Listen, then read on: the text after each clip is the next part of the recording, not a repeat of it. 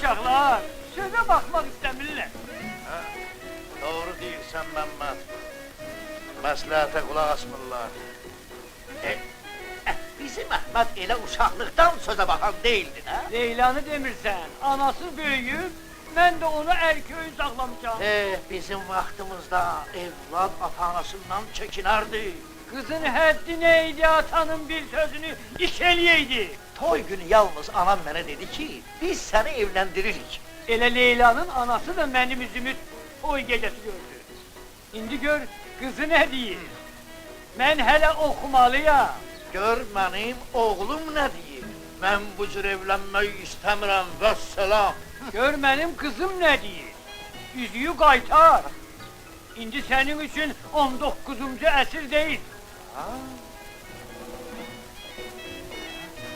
Qızım deyir ki, üzüyü qaytar.